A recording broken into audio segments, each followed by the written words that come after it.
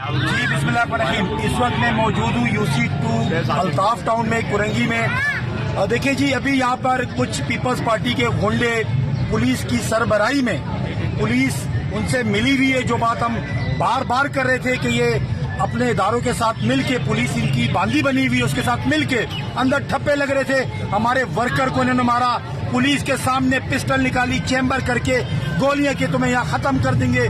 ये बदमाशी इन्होंने लगाई हुई है। और इलेक्शन कमीशन का जो यहाँ का आरओ है, उससे मैंने बात की। आरओ कहता है कि भाई ये तो पुलिस का काम है। भाई पुलिस का काम कैसे? इलेक्शन में अमल दखल किया, पुलिस तो है ही इनकी। आप, मैंने कहा, कानूनी कार्रवाई करेंगे।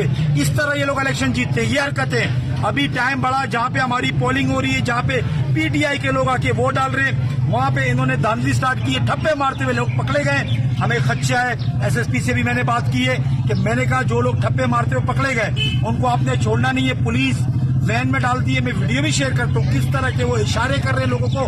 वो बता रहे हैं कि आईन इस मुल्क में मुअत्तल है, इस मुल्क में कोई आईन नहीं है, जंगल का कानून है। मैं वीडियो शेयर करूंगा, आप देखिएगा। लिहाजा मैं मीडिया के तवज्जुह से बताना चाहता हूं कि जो आप हटकंडे यूज कर रहे हैं, ये पूरी कौम देख रही है, कभी आपको माफ नहीं करेगी। और इलेक्शन कमीशन साहब, आप लोग फिर अगर कोई आपको मुंशी कहता है तो आपको बुरा लगता है। आप लोग मुंशी बने हुए, आपका काम नहीं बनता फ्री एंड फेयर इलेक्शन करवाना। आप कहते हैं मेरा काम नहीं, आपका कैसे काम नहीं है?